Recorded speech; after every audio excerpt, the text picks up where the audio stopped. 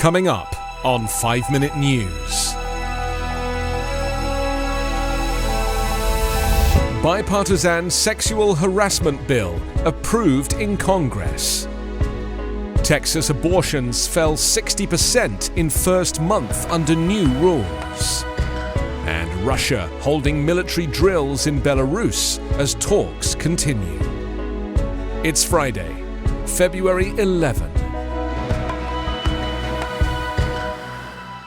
I'm Anthony Davis.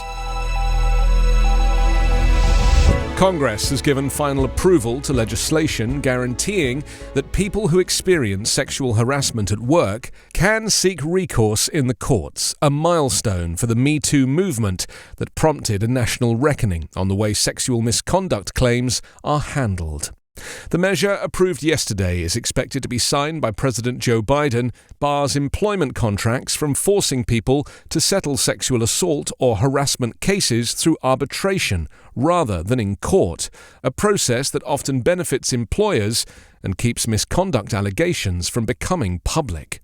Significantly, the bill is retroactive, nullifying that language in contracts nationwide and opening the door for people who had been bound by it to take legal action. Senator Kirsten Gillibrand, who has spearheaded the effort, called it one of the most significant workplace reforms in American history. Gillibrand said the arbitration process is secretive and biased and denies people a basic constitutional right, a day in court.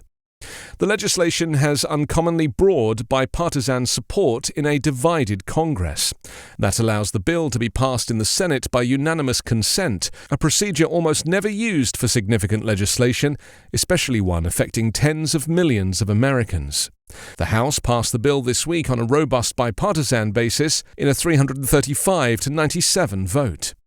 An estimated 60 million American workers have clauses tucked into their employment contracts, forcing them to settle any allegations of sexual misconduct in private arbitration proceedings rather than in court.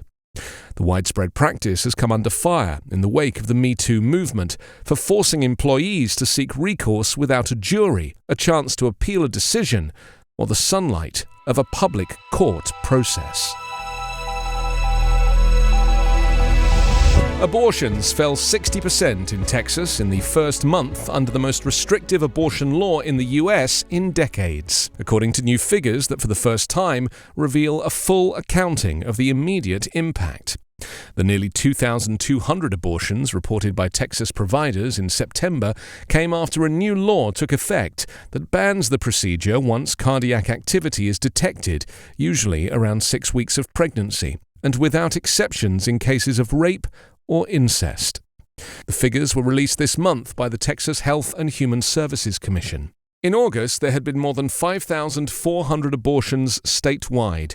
State officials said more data will be released on a monthly basis. The numbers offer a fuller picture of the sharp drop in patients that Texas doctors have described in their clinics over the past 5 months, during which time courts have repeatedly allowed the restrictions to stay in place.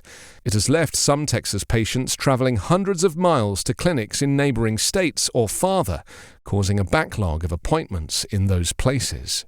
Planned Parenthood issued a statement calling the numbers the very beginning of the devastating impact of the law. Under the law, any private citizen is entitled to collect $10,000 or more if they bring a successful lawsuit against someone who performed or helped a woman obtain an abortion after the limit, which opponents have condemned as a bounty. So far, no anti-abortion supporters have filed any suits. With few options left, Texas abortion providers have acknowledged the law is likely to stay on the books for the foreseeable future. Since the Texas law took effect, similar measures have been introduced in GOP-controlled state houses nationwide, but none have passed.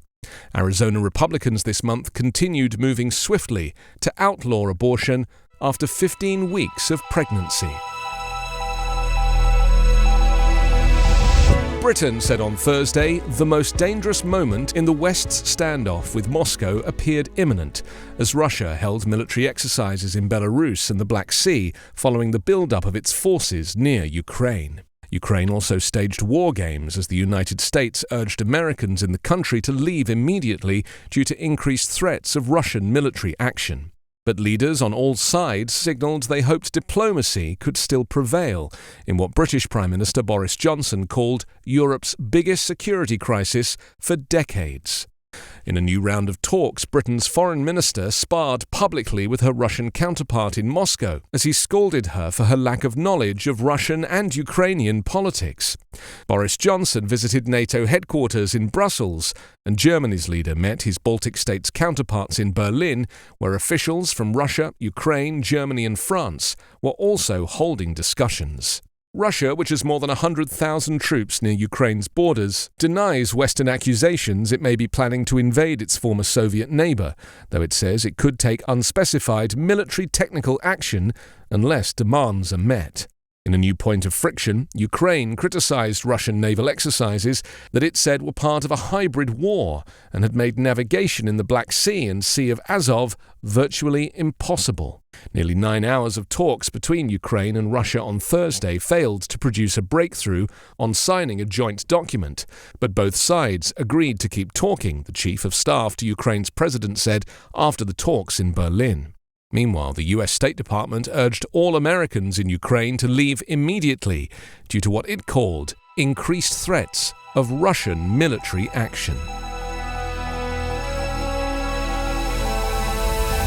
You can subscribe to 5 Minute News on YouTube with your preferred podcast app. Ask your smart speaker or enable 5 Minute News as your Amazon Alexa flash briefing skill. Subscribe, rate and review online at 5minute.news. 5 Minute News is an Evergreen podcast covering politics, inequality, health and climate, delivering independent, unbiased and essential world news daily.